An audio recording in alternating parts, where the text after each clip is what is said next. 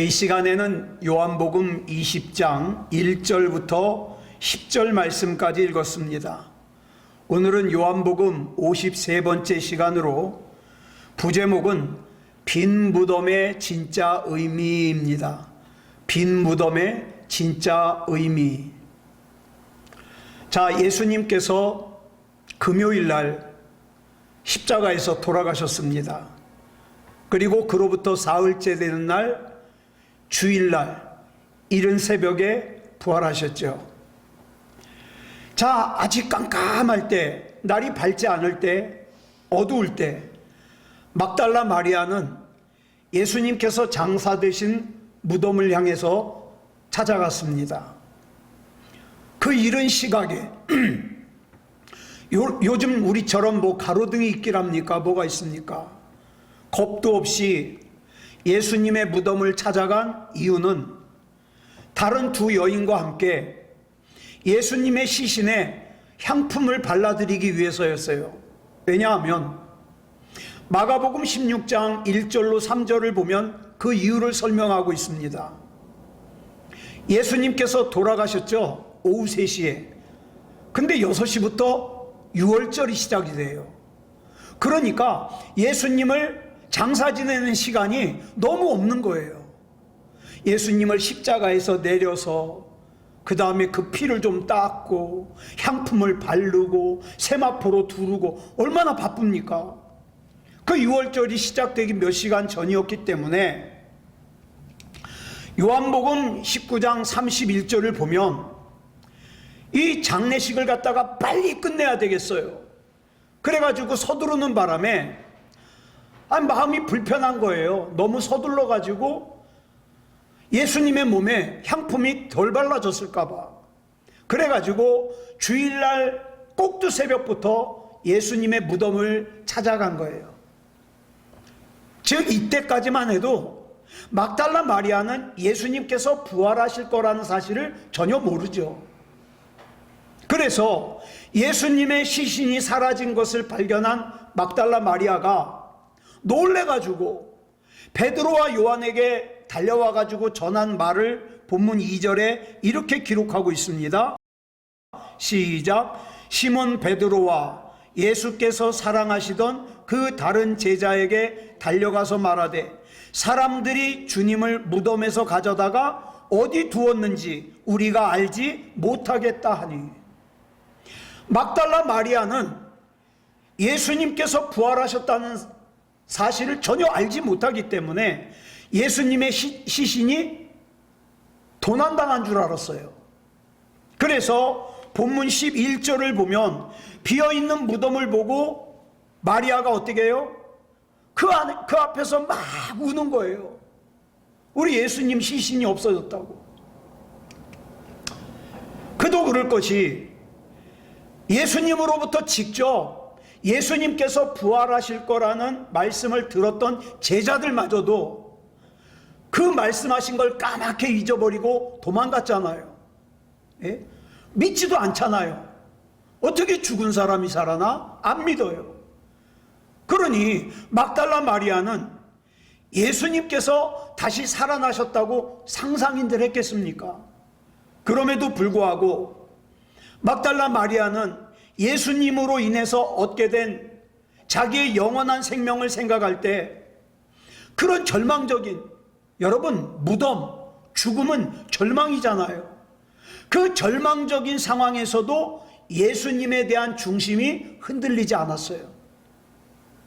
여러분, 저와 여러분이 지금 살아내야 되는 세상이 그렇습니다. 중심이 흔들리면 안 돼요. 중심이 세상 것에 흔들리면 안 돼요.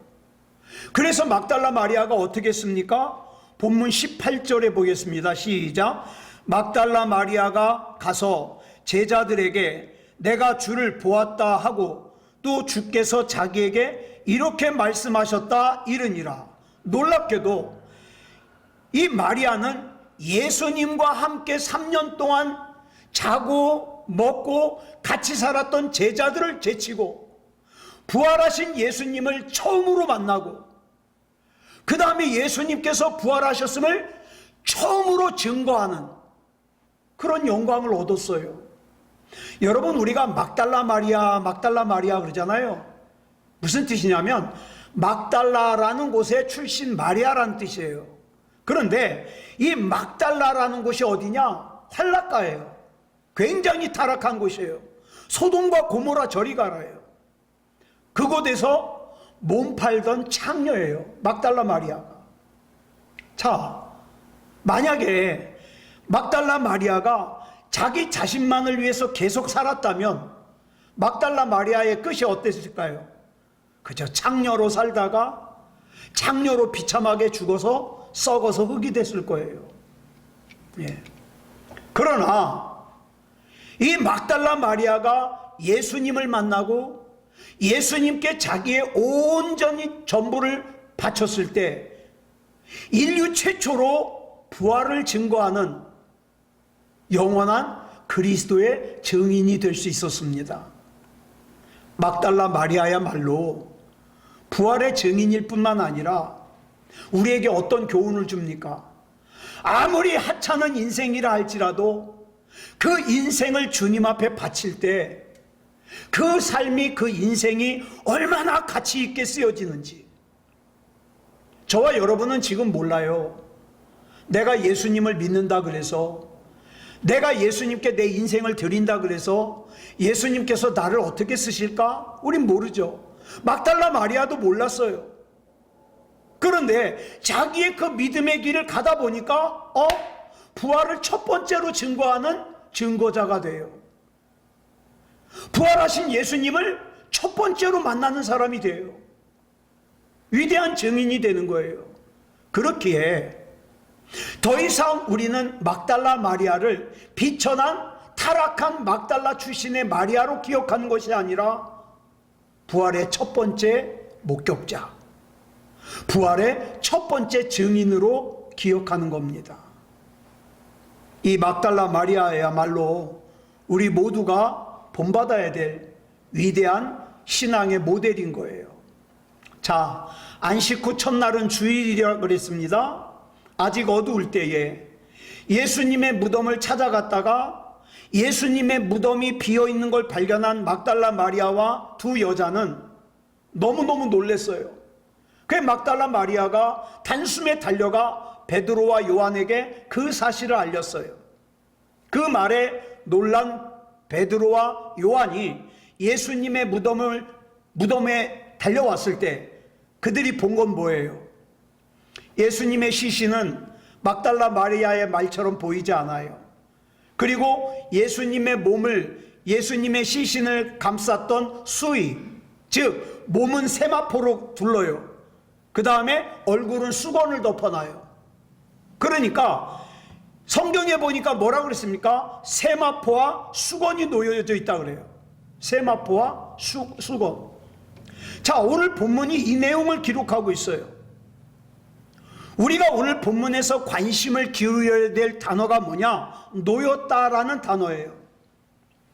본문 6절에 나오는 놓였다라는 단어는 헬라어로 케이마이를 써요.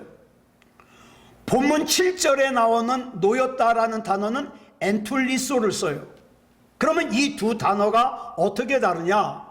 케이마이라는 단어는요, 정돈돼서 놓여 있다는 뜻이에요. 엔툴리소는 마치 상처난 곳에 붕대를 정성껏 감듯이 그렇게 놓여져 있다는 거예요. 그러니까 이 두 단어의 뜻이 뭡니까? 단정하게 정리되어 있다는 뜻이죠. 자, 예수님의 시신이 없어져 버린 무덤 속에는 예수님의 시신을 감쌌던 수의와 수건만 남아있는데, 이 수의와 수건이 아무렇게나 내팽개쳐지고 헝클어져 있는 게 아니라 정성스럽게 정돈되어 있다는 걸 증거하고 있어요. 자, 그러면 이것이 의미하는 게 뭡니까? 자, 우리 그때 상황으로 한번 돌아가 보자고요. 예수님의 장례식이 끝났어요. 그런데 예수님을 십자가에 못 박아 죽인 대제사장 그 무리들이 마음이 안 놓여요. 왜? 예수님 살아생전에 뭐라고 말씀하셨어요? 죽은 지 사흘 만에 살아날 거다. 혹시라도 예수님의 제자들이 예수님의 시신을 갖다가 훔쳐가 놓고는 우리 예수님이 부활했다 그럴까봐 걱정인 거예요. 그래서 이들이 빌라도 총독에게 허가를 얻어서 예수님의 무덤을 막고 있는 돌문을 갖다가 봉인했어요. 누구도 열지 못하도록. 그 다음에 무장한 군인들이 지키게 했습니다. 자, 이 사람들은 지금 예수님이 사흘 만에 부활하신다, 다시 사신다는 사실을 안 믿어요. 안 믿는데 이렇게 지키는 이유는 예수님의 시신을 도둑질해 가지 못하게 하기 위해서예요. 그뿐만 아니에요. 예수님의 빈 무덤을 제일 먼저 확인한 막달라 마리아는 베드로와 요한에게 달려가서 뭐라 그랬습니까? 사람들이 주님을 무덤에서 가져다가 어디 두었는지 모르겠다. 쉽게 말해서 예수님 시신이 없어졌다, 누가 훔쳐갔다, 이 말이에요. 이러보아 막달라 마리아 역시 예수님의 시신이 도난당했다고 생각하는 거예요. 그런데 오늘 본문은 이거에 대한 반론이에요. 초대교회 당시에 이걸 주장하는 사람들이 있었어요. 자, 예수 추종자들이 예수님의 시신을 훔쳐가 놓고는 부활했다고 속였다. 자, 그럼 볼까요? 예수님의 시신이 사라진 무덤 속에 예수님의 시신을 쌌던 수의가 내팽개쳐 있는 것이 아니라, 헝클어져 있는 것이 아니라 단정하게 정돈되어 있다고 헬라어 두 단어를 사용해서 강조하고 있어요. 이건 결코 도난당한 것이 아니라는 거예요. 한번 생각해 보세요. 만약에 누군가가 예수님의 시신을 훔쳐갈라 치면, 자, 지금 무장한 군인들이 지키고 있는데, 그래요, 양보해가지고 이 무장한 군인들이 잠깐 어디 갔어요. 그러면 이 무장한 군인들이 다시 오기 전에 빨리 훔쳐가야 되잖아요. 그러면 시간이 없는데 언제 그 붕대를 풀러요? 그냥 묶은 상태로 들고 가야죠. 그렇죠? 또 설사 그걸 갖다가 풀렀다 하더라도 어떻게 해요? 거기서 그거 이렇게 정성스럽게 정돈할 시간이 어디 있어요? 그거 빨리 풀러놓고 시신만 훔쳐가야지. 예. 그러므로 본문은 예수님의 시신이 절대 도난당한 것이 아니다라는 것을 증명하고 있는 거예요.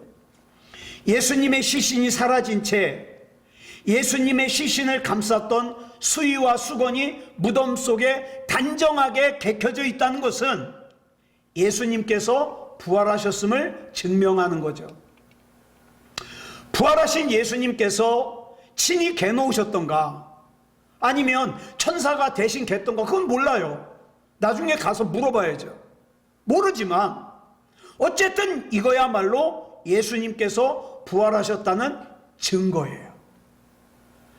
안식 후 첫날 주일날 이른 아침에 예수님의 시신에 향품을 발라드리려고 예수님의 무덤에 갔던 막달라 마리아와 두 여자가 예수님의 시신이 없어졌다는 걸 알고 제자들에게 알렸습니다. 누군가가 예수님의 시신을 훔쳐갔다는 거죠. 예. 그러나 막달라 마리아의 이야기를 들은 사도들의 반응이 너무 웃겨요.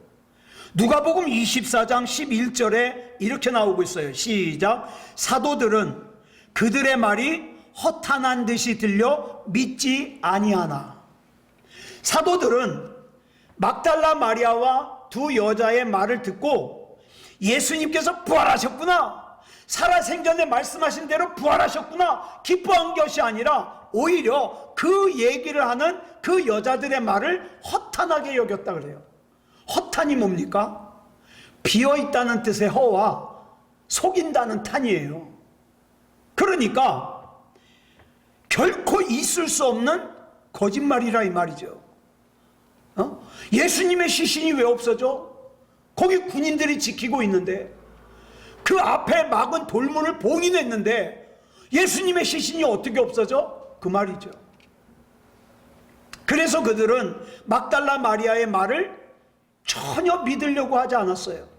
다시 말해서 예수님께서 살아생전에 그토록 강조하셨던 부활을 털끝만치도 믿지 않은 거예요. 여러분, 그런 사람들 많아요.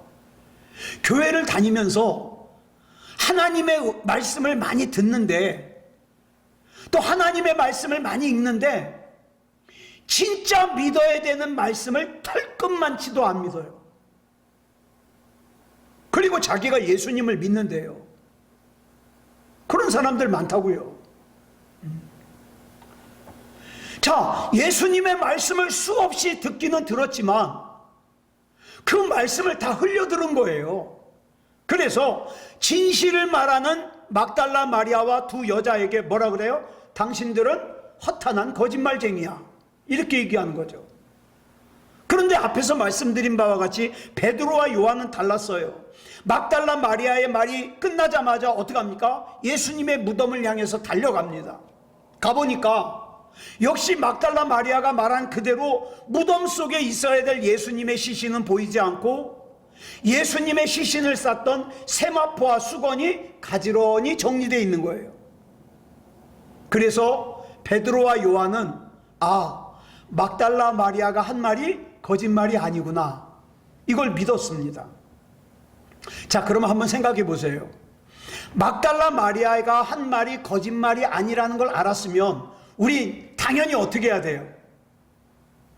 예수님이 살아계신 전에 부활하신다 그랬잖아요. 내가 사흘 후에 부활할 거야, 이 말씀하셨잖아요. 그러면 그 말씀을 믿어야 되죠. 부활하신 예수님을 찾아야 되죠. 예수님께서 부활하셨음을 증거해야 되죠. 왜요? 지금 그들이 서 있는 곳이 부활의 현장이거든요. 근데 기가 막힌 게 뭔지 아십니까? 본문 9절 보겠습니다. 시작. 그들은 성경에 그가 죽은 자 가운데서 다시 살아나야 하리라 하신 말씀을 아직 알지 못하더라. 여기서 알지 못하더라는 말은 뭐냐면은 깨닫지 못했다는 거예요.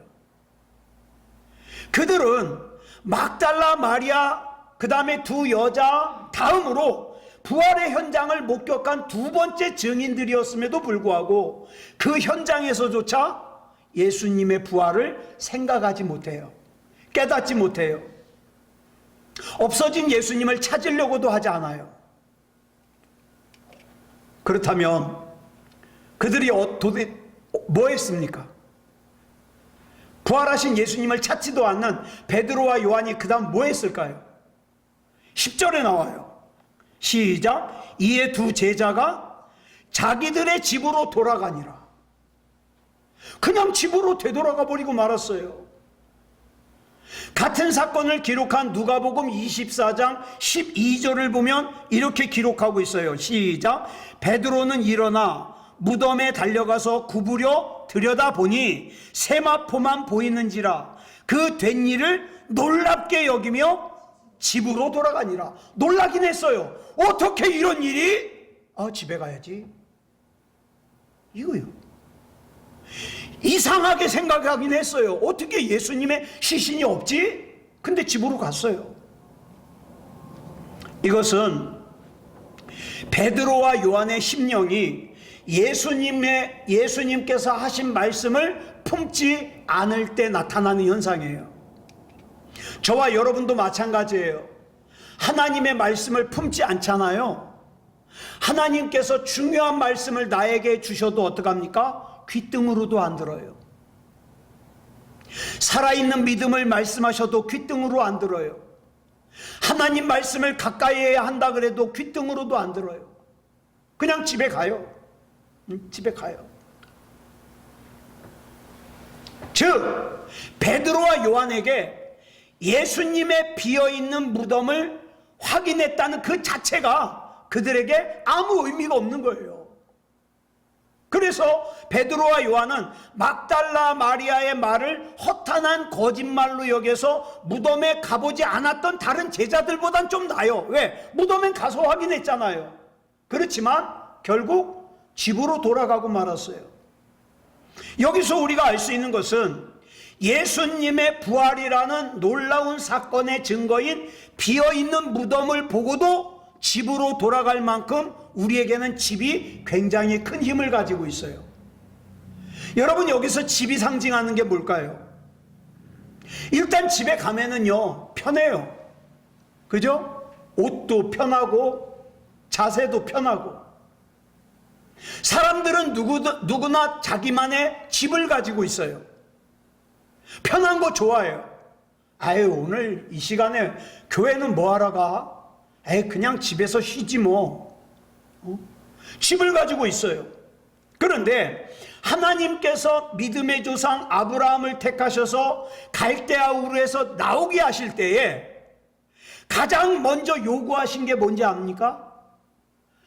창세기 12장 1절에 보니까 뭘 떠나라 그래요? 아버지의 집을 떠나라 그래요. 아버지의 집. 예수님께서는 집으로 돌아간 제자들을 어떻게 합니까? 또 찾아가셔요. 집으로 돌아간 제자들을 찾아가셔서 어떻게 해요? 못 박힌 손과 발을 보여주십니다. 심지어 도마는요, 나는 예수님의 상처에 내 이 손가락을 넣어보지 않고는 못 믿겠어. 예수님이 뭐라 그래요? 도마야, 요 상처에다가 네 손가락 넣어보고 믿는 자가 되라. 믿지 않는 자가 되지 마라. 손가락까지 넣어봐요. 손가락까지. 사랑하는 여러분, 여기 이 제자를 보면 참 답답해요. 빈 무덤을 확인했어요. 이렇게까지 떠먹여주는 하나님의 숟가락마저 발로 걷어차고 어떻게 해요? 집으로 돌아가 버리는 거예요. 사랑하는 여러분, 믿음다운 믿음이 중요합니다. 믿음다운 믿음.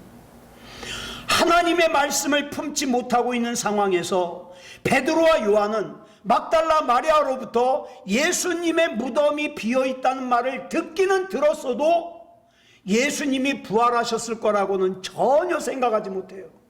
왜? 예수님 살아계실 때 그 말씀을 귓등으로 들었거든요. 그렇기 때문에 자신들이 있어야 될 곳인 부활의 현장을 등 뒤로 하고 세상의 삶, 집으로 돌아가 버리고 말았어요. 그럼 마리아는 어떻게 했을까요?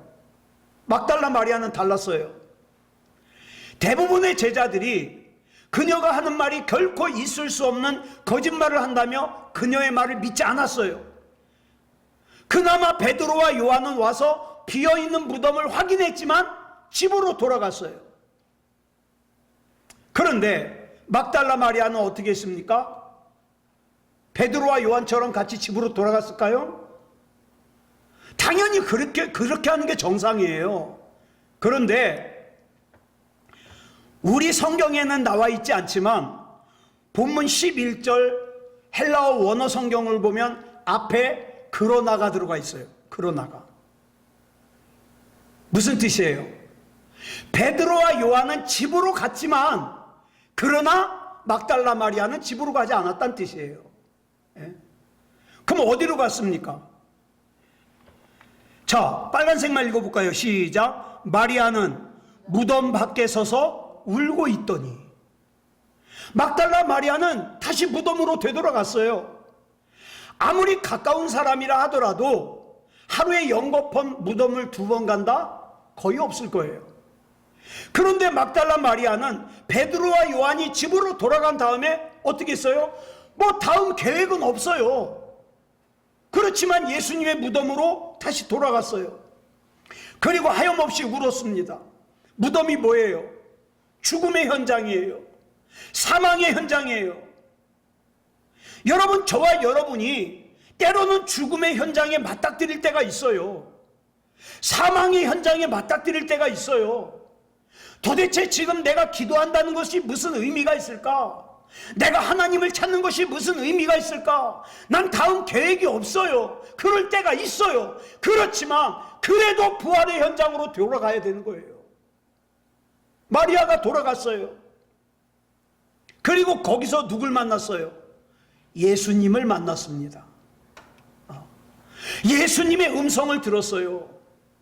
베드로와 요한은 3년 동안 예수님을 따르던 사람들이었어요. 그러나 그들은 예수님의 비어있는 무덤을 뒤로 하고 집으로 돌아갔어요. 그러나 막달라 마리아는 환락가인 막달라 출신이에요. 창녀예요. 그러나 그녀는 자기 집으로 돌아간 것이 아니라 예수님의 무덤으로 돌아갔습니다. 겉으로 본다면 누가 똘똘한 거예요? 집으로 돌아간 베드로와 요한이 똘똘한 거예요. 상황 끝났는데 뭐 집으로 가야지. 막달라 마리아가 비어있는 무덤으로 가는 것이 어떻게 보여요? 쓸데없는 짓처럼 보여요. 어리석은 짓처럼 보여요. 여러분, 저와 여러분이 그렇게 보일 때가 있어요. 내가 하나님을 부르는 것이, 내가 기도하는 것이, 내가 믿음다운 믿음으로 살려고 하는 것이 세상적인 눈으로 보면 참 어리석어 보일 때가 있어요. 미련해 보일 때가 있어요. 왜? 비어있는 무덤이 있는 걸. 다 끝났는 걸. 그러나 그 속을 들여다보면 정반대예요. 제자들이 돌아간 집은 뭡니까? 미래의 무덤이에요. 그러나 막달라 마리아가 돌아간 빈 무덤은 뭡니까? 참 생명으로 이어지는 곳이고 부활하신 예수님을 만나는 곳이고 예수님의 음성을 들을 수 있는 곳이에요. 오늘 저와 여러분은 이걸 선택했다 이 말입니다. 사람들이 볼 때에는 어리석어 보여요. 이 시간에 그냥 집에서 쉬는 게 좋지.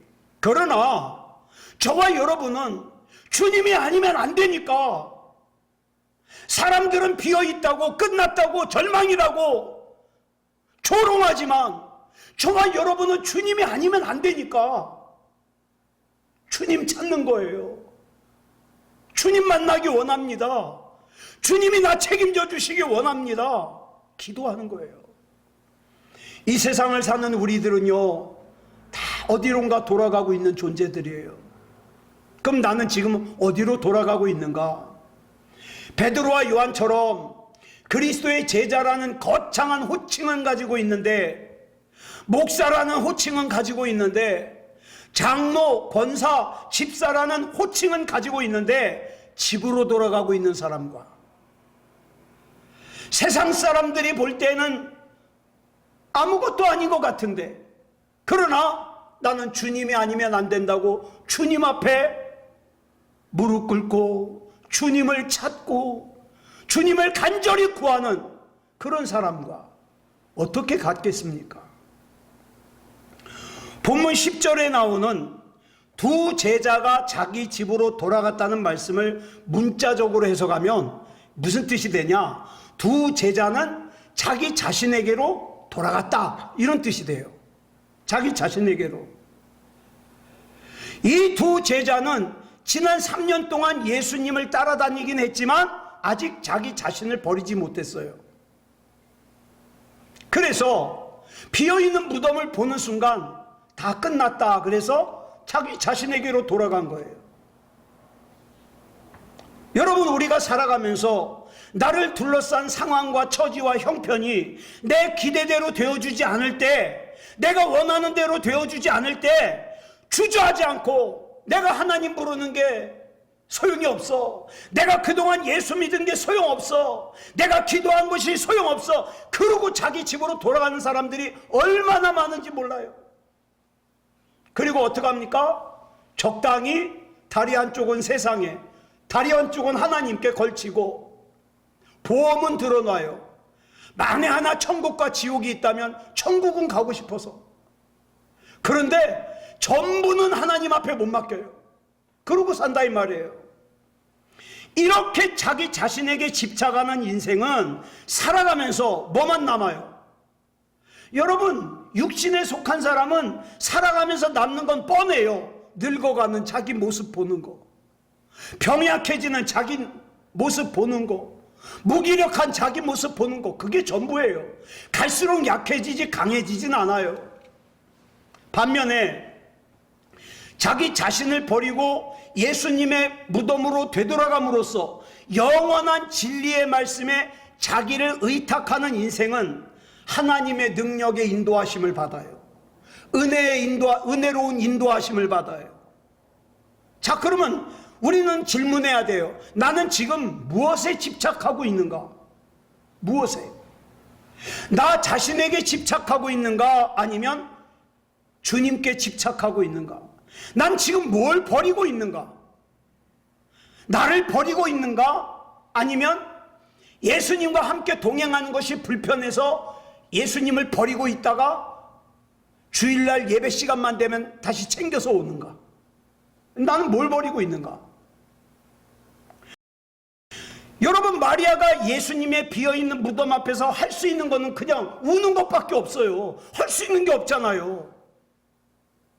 그런데 여기서 울다라고 번역된 헬라어가 클라이오인데 이거는 그냥 적은 소리로 우는 게 아니에요. 애곡하는 거예요. 통곡하는 거예요. 나는 이 세상에 가족도 없고 친척도 없고 의지할 사람도 없는데 겨우 예수님 만나가지고 영원한 생명을 알게 됐는데 그 예수님은 죽으셨고 예수님의 시신은 누가 가져갔는지 보이지도 않고 아이고 어떡하나 아이고 어떡하나 통곡하고 있는 거죠. 여러분, 그런데 이 시간이 어떤 시간이냐? 예루살렘의 거의 모든 사람들이 자고 있을 때예요. 그런데 골고다 언덕에서부터 새벽의 정적을 깨우며 막달라 마리아의 우는 소리가, 애곡하는 소리가 들려와요. 자, 막달라 마리아는 그렇게 통곡하고 애곡하기를 그치지 않았어요. 자, 지금 막달라 마리아가 왜 이렇게 슬프게 울고 있습니까? 이런 질문을 해봐야 돼요. 만약 이날 새벽에 막달라 마리아와 두 여자가 예수님의 무덤에 갔는데 예수님의 시신이 그대로 있어요. 그럼 막달라 마리아가 울까요, 안 울까요? 안 울죠. 안 울죠. 그리고 자기가 원래 계획했던 대로 어떻게 해요? 가지고 간 향품을 예수님의 몸에 정성껏 발랐을 거예요. 그리고 아유, 이제 금요일날 급해가지고 못했던 거 오늘 다 했다. 그리고 뿌듯해하며 집으로 돌아갔을지도 모르겠어요. 만약에 그랬다면, 막달라 마리아가 애곡할 일이 없었다면 그 다음에 어떻게 됐을까요? 우리에게 영원한 생명이 없죠. 예수님이 부활하지 않으셨으니까 영원한 구원도 없죠. 아니, 무덤 속에서 시체로 썩어가는 예수님이라면 영원한 길이요 진리요 생명이 되실 수가 없잖아요. 그래서 렌스키라는 성격 주성학자가 있거든요. 이 렌스키가 이 부분에 대해서 아주 이렇게 얘기를 했어요. 참 감명 깊어요. 제가 읽어드릴게요. 막달라 마리아는 예수님의 시신이 없어진 까닭에 울었으나 만약 그날 예수님의 시신이 무덤 속에 있었더라면 그녀와 우리는 부활하지 못함으로 인하여 영원히 울게 되었을 거다. 그날 막달라 마리아가 울 일이 없었으면 오늘 우리가 울어야 돼요. 네. 참 옳은 말이에요. 만약 예수님의 시신이 무덤 속에 그대로 있었더라면 부활의 종교인 기독교는 존재하지 않지요. 그리고 예외 없이 죽을 수밖에 없는 영원한 생명을 지닌 우리는 어떻게 해요? 슬피 울며 절망 가운데서 살아야 돼요. 내 코끝에서 호흡이 멈추면 끝! 나면 그래도 괜찮은 거예요. 그 다음에 어디로 가야 돼요? 지옥을 가야 돼요. 이게 무서운 거예요. 네. 그러나 막달라 마리아가 예수님의 무덤에 갔을 때 예수님의 시신이 보이지 않았고 무덤이 비어 있어가지고 막달라 마리아가 통곡하고 애곡을 했어요. 그녀의 그 울부짖음은 그날 한 시간으로 족해요. 그러나 그 울부짖음의 원인 때문에 오늘 우리는 어떻게 합니까? 감사하는 거예요. 찬양하는 거예요. 네. 예수님의 시신이 없어졌기 때문에 우리는 부활하신 예수님을 만났잖아요. 그리고 우리도 부활의 열매가 되잖아요. 그런 의미에서 막달라 마리아가 한순간 목이 쉬도록 통곡할 망정 예수님의 시신은 그곳에 반드시 없었어야 되는 거예요. 그런데 막달라 마리아는 그게 자기 기대한 것과 달라요. 그렇죠? 사랑하는 여러분, 여기 중요한 게 있어요. 내가 기대하는 것이 꼭 옳은 게 아니랍니다. 내가 원하는 것이 반드시 좋은 것이 아니랍니다. 예. 예수님의 시신이 무덤 속에 없었기 때문에 예수님은 무덤과 죽음을 뛰어넘어 우리의 부활, 우리의 생명이 되어주셨어요. 예수님의 시신이 그곳이 없었기 때문에 부활하신 예수님은 지금 저와 여러분과 함께 계세요. 예수님의 시신이 그곳에 없었기 때문에 예수님은 우리 곁에서 우리의 눈물을 닦아주시며 우리를 위로해 주실 수 있는 거예요. 예수님의 시신이 그곳에 없었기 때문에 예수님께서 지금 절망에 빠진 우리를 일으켜 세워주시고 소망을 주실 수 있는 거예요. 예수님의 시신이 그곳에 없었기 때문에 오늘도 우리 앞에서 길이요 진리요 생명 되신 예수님께서 저와 여러분을 인도해 주실 수 있는 거예요. 만약에 막달라 마리아가 예수님의 무덤을 찾았을 때 예수님의 시신이 그곳에 있었다, 그러면 이런 게 다 불가능한 일이죠. 옛말에 전화위복이라는 말이 있잖아요. 예. 재앙과 근심과 걱정이 바뀌어 오히려 복이 된다. 사랑하는 여러분, 예수 그리스도를 따라가는 길 끝에는 반드시 부활이 있습니다. 저와 여러분은 부활의 열매들이에요. 물론 이 땅에서 열심히 살아야 됩니다. 나에게 맡겨진 일 최선을 다해서 감당하고 열심히 살아야 돼요. 그런데 여러분, 그 부활로 가는 길이 다 편한 게 아니에요. 안전한 게 아니에요. 사람들에게 박수 받는 길이 아니에요. 인정받는 길이 아니에요. 칭찬 듣는 게 아니에요. 그렇지만 저와 여러분이 반드시 기억해야 될 것이 있어요. 내가 하나님의 약속 위에 서 있기만 하면 내 앞에 있는 모든 일들은, 심지어는 환난과 고통도 나에게 또 다른 기회가 된다. 이거를 믿으시기 바랍니다. 하나님께서 저와 여러분을 참 귀하게 보셔요. 예.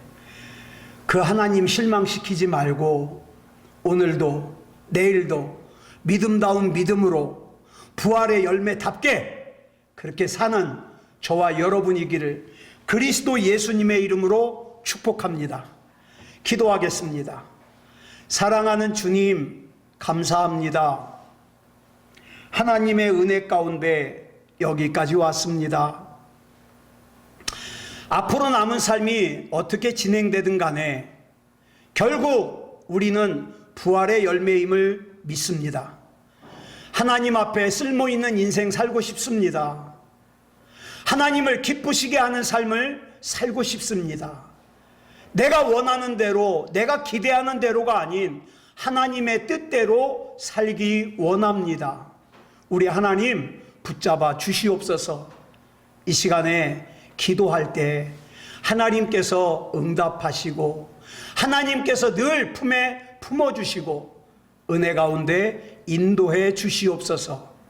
모든 것을 우리 주님 앞에 맡겨드리오며 그리스도 예수님의 이름으로 감사하며 기도드렸사옵나이다. 아멘.